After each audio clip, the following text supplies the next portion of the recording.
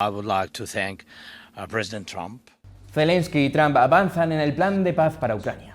El presidente de Ucrania, Volodymyr Zelensky, afirmó tras reunirse con su homólogo estadounidense, Donald Trump, que las garantías de seguridad con Estados Unidos están acordadas al 100%. Saludos, bienvenidos a Euronews Hoy. Es un paso clave en las negociaciones para intentar poner fin a la guerra con Rusia. Zelensky también aseguró que un plan de paz de 20 puntos está casi finalizado. Trump calificó la reunión como productiva y dijo que las conversaciones continuarán, aunque persisten desacuerdos sobre cuestiones territoriales como el Donbass. Aquí en España, varias personas se han quedado atrapadas después de que una avalancha les sorprendiera en los Pirineos. El temporal de lluvia que azota a la península ha dejado inundaciones y al menos 3 muertos en Andalucía. Mientras en Indonesia los equipos de rescate han recuperado el cuerpo sin vida de una niña española. Había sufrido el naufragio del barco en el que viajaba con su padre, entrenador del Valencia Fútbol Club Femenino B, y con 2 de sus hermanos. Las autoridades siguen buscando estos cuerpos. Comenzamos con el informativo. El presidente de Estados Unidos, Donald Trump, elogió su reunión en Florida con el presidente ucraniano Volodymyr Zelensky sobre el fin de la guerra en Ucrania, calificándola de magnífica. Trump añadió que habían logrado grandes avances y que las conversaciones podrían continuar hasta el lunes. Hemos conseguido grandes logros. El plan de paz de 20 puntos acordado al 90% y las garantías estadounidenses de seguridad para Ucrania al 100%. Las garantías de seguridad de Estados Unidos y Europa para Ucrania están casi acordadas. La dimensión militar acordada está al 100%. El plan de prosperidad finalizándose. Acordamos que garantizar la seguridad es clave para lograr una paz duradera. El presidente de Estados Unidos admitió que aún quedan algunos de los temas más delicados, incluidas las conversaciones sobre el futuro de los territorios ocupados de Ucrania. Antes de las conversaciones, Trump mantuvo una conversación telefónica con el presidente ruso Vladimir Putin y afirmó creer que Putin se toma en serio la paz en Ucrania. También indicó que espera mantener otra llamada con Putin después de la reunión. Emmanuel Macron recibirá en París a principios de enero a los aliados de Kiev para debatir las garantías de seguridad para Ucrania como parte de un acuerdo de paz con Rusia. La iniciativa del mandatario francés se produce justo después de que Donald Trump y Volodymyr Zelensky anunciaran avances significativos en su reunión bilateral en Florida. Trump afirmó que Ucrania y Rusia están más cerca que nunca de un acuerdo de paz, tras una llamada telefónica de 2 horas y media con Vladimir Putin. Los líderes discutieron el plan de alto el fuego de 20 puntos de Trump, que según Zelensky está listo en un 90%. Mientras Kiev y Europa se preocupan por las garantías de seguridad, Rusia se centra en el terreno de guerra. El portavoz del Kremlin, Dmitry Peskov, ha asegurado que Ucrania debe retirar sus tropas del resto del Donbass si quiere la paz, lo que implicaría más pérdidas territoriales o la continuación de los combates en caso contrario.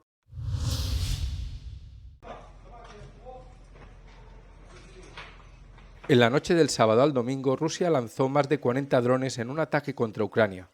Mientras un hombre moría debido a una bomba que estalló en su jardín en la región de Donetsk, otras 5 personas resultaron heridas en la región de Jersón.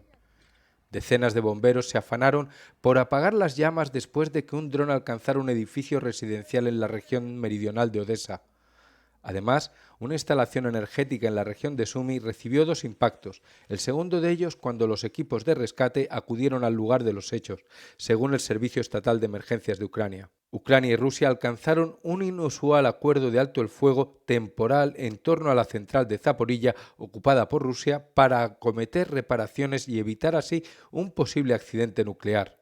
Moscú difundió imágenes que mostraban a unidades de artillería disparando contra posiciones ucranianas en un lugar no revelado de la región de Donetsk. Ucrania respondió con una andanada de drones lanzados contra la planta petrolífera de Syzran en la región de Samara y contra varios emplazamientos militares rusos en territorio ucraniano, según funcionarios locales.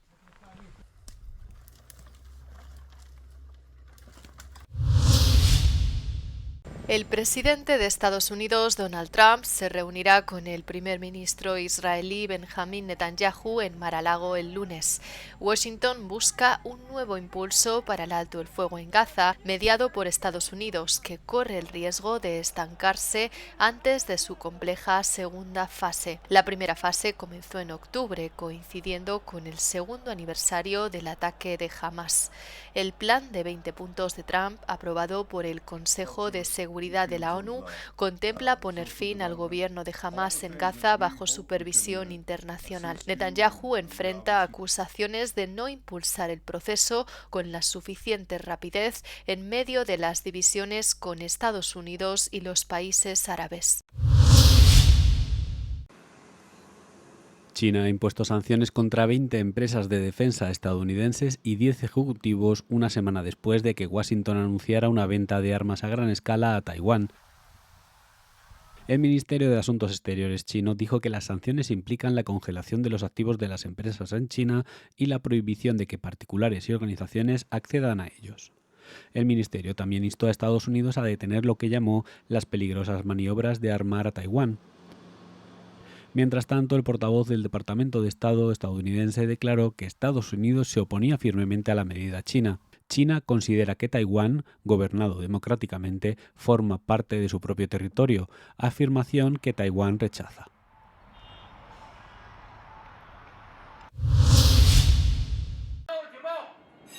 Aviones de combate y buques de guerra chinos han inundado las aguas que rodean Taiwán, mientras las tropas chinas realizan simulacros de toma de puertos. Pekín ordenó los ejercicios militares extraordinarios después de que la isla autónoma cerrara un importante acuerdo de adquisición de armas con Estados Unidos. La medida coincidió con unas declaraciones de la primera ministra japonesa, quien afirmó que Japón proporcionaría ayuda militar a Taiwán en caso de ataque chino. Pekín no solo puso a prueba la preparación para el combate de su fuerza aérea y su armada, sino que también puso en alerta máxima sus misiles de medio y largo alcance en tierra. Condenamos enérgicamente a China por ignorar las normas internacionales y amenazar a los países vecinos con intimidación militar. El Ministerio de Defensa de Taiwán dijo que los ejercicios de respuesta rápida estaban en marcha, con las fuerzas en alerta máxima para defender la isla. En una declaración separada dijo que había desplegado fuerzas apropiadas en respuesta, llevando a cabo simulacros de preparación para el combate. Un tren descarriló en el sur de México. Según la presidenta Claudia Sheinbaum, al menos 13 personas han muerto en el accidente. La Marina mexicana ha informado de que 98 personas han resultado heridas, 36 de las cuales han tenido que ser hospitalizadas. A bordo viajaban 241 pasajeros y 9 tripulantes. El tren descarriló en una curva cerca de la localidad de Nizanda. Varias autoridades se desplazaron al lugar del accidente para ayudar en las labores de rescate. Una de las supervivientes dijo que no se dieron cuenta de lo que había pasado hasta que se encontraron debajo del tren. El accidente ocurrió en el llamado Tren Interoceánico, inaugurado en 2023 y que conecta el Océano Pacífico con el Golfo de México. El gobierno quiere convertir la región en un importante centro de comercio internacional. Aún se desconocen las causas del accidente. Los ciudadanos de la República Centroafricana acuden a las urnas este domingo para elegir un nuevo presidente y a los miembros del Parlamento. El actual jefe de Estado, Faustin Archange Touadéra, parte como favorito para lograr un tercer mandato tras un controvertido referéndum celebrado en 2023 que le permite optar a la reelección. Touadéra es uno de los aliados más estrechos de Rusia en África y los analistas señalan que una tercera victoria consolidaría los intereses económicos y de seguridad de Moscú en el país. Unos 2,4 millones de votantes están llamados a participar en estos comicios sin precedentes que combinan elecciones presidenciales, legislativas, regionales y municipales. Entre sus principales rivales figuran destacados líderes de la oposición como Anicet Georges Dologuelé y Henri-Marie Dondra. Los resultados provisionales se esperan en el plazo de una semana y habrá una segunda vuelta si ningún candidato supera el 50% de los votos.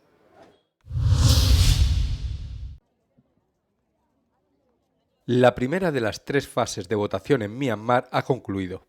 Se trata de las primeras elecciones generales que se celebran en casi 5 años después de que los militares tomaran el poder mediante un golpe de Estado.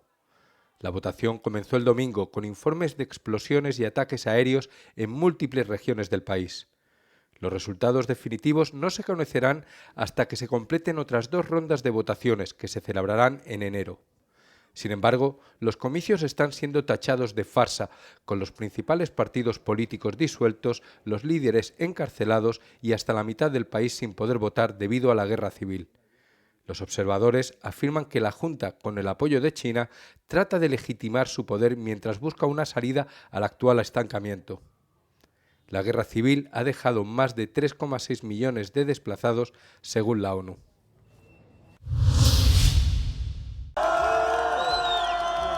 El primer ministro de Kosovo, Albin Kurti, aseguró que buscará formar rápidamente un nuevo gobierno después de que su partido obtuviera aproximadamente la mitad de los votos en las elecciones del domingo, abriendo así la puerta al posible fin del estancamiento político que durante casi un año ha paralizado el Parlamento y congelado el acceso a la financiación internacional.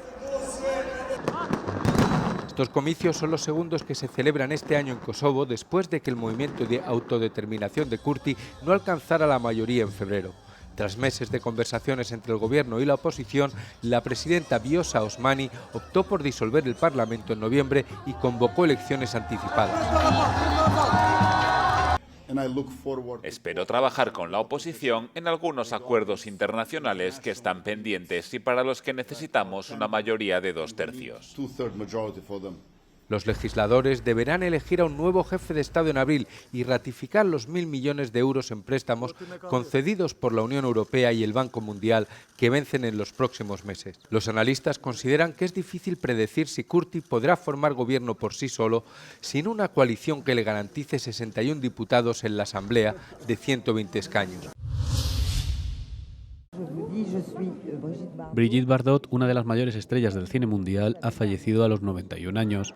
En un comunicado, la Fundación Brigitte Bardot anunció su muerte el domingo con una inmensa tristeza, describiéndola como una actriz y cantante de fama mundial que decidió abandonar su prestigiosa carrera para dedicar su vida y su energía a la protección de los animales y a su fundación.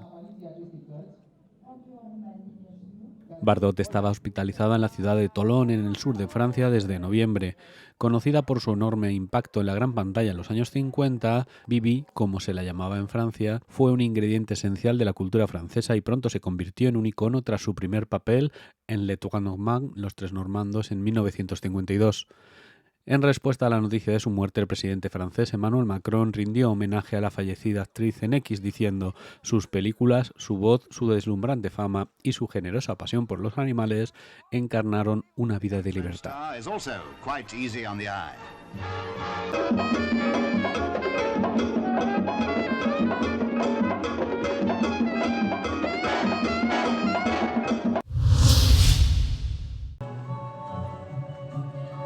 Cada noche de invierno miles de visitantes desafían el frío glacial para asistir al mayor festival de luz de Japón, Nabana no Sato, situado a 4 horas de Tokio. Para los japoneses, las fiestas de fin de año son, ante todo, una celebración de la belleza y el asombro. Es precioso, es muy japonés. Estas iluminaciones, estas atmósferas esféricas, estas escenografías, creo que esto solo se puede ver en Japón. Algunos visitantes se regalan un descanso en las aguas termales naturales del país. Otros admiran una reconstrucción del monte Fuji de 35 metros de altura. Se necesitaron 3 meses de trabajo y 20 técnicos para transformar el jardín botánico e instalar millones de diminutas luces LED.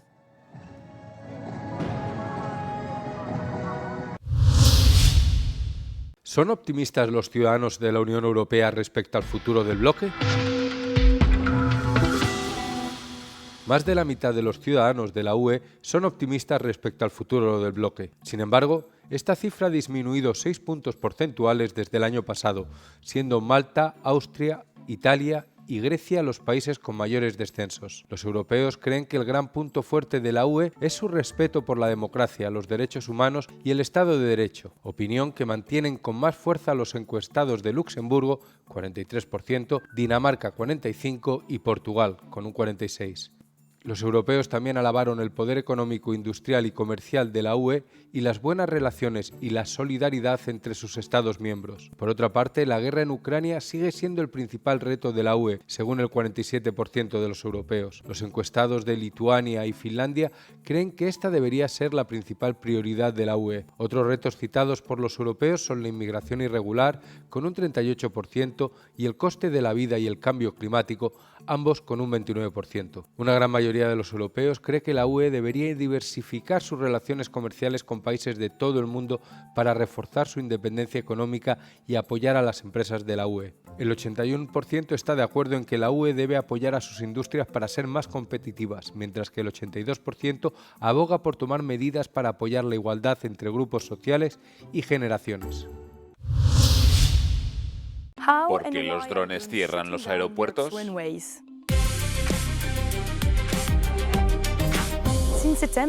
Desde septiembre, los incidentes con drones han afectado a más de 24 aeropuertos en 12 países, causando trastornos sin precedentes en toda Europa. Bélgica ha sido el país más afectado, con 10 incidentes en una semana que han paralizado el aeropuerto de Bruselas y provocado la cancelación de decenas de vuelos. Se trata de drones semiprofesionales, grandes. Vemos varios drones volando simultáneamente en formación. No todo el mundo puede hacerlo. Requiere cierta habilidad y está en línea con las técnicas híbridas que vemos en otros países.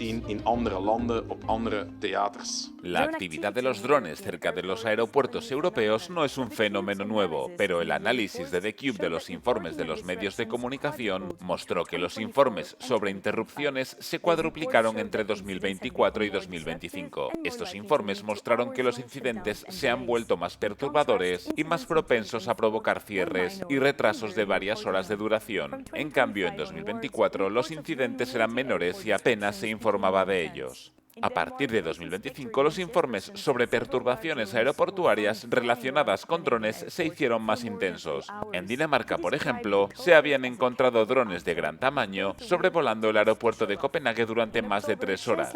En octubre, el canciller Friedrich Merz afirmó que Rusia estaba detrás de la mayoría de estos vuelos de drones, calificándolos de intentos de espionaje destinados a inquietar a la población. Los expertos afirman que los incidentes con drones forman un ataque híbrido coordinado diseñado para sembrar la duda entre la población, reflejando tácticas que Rusia ya ha utilizado en Europa. Muchas investigaciones siguen abiertas y Moscú ha negado cualquier implicación.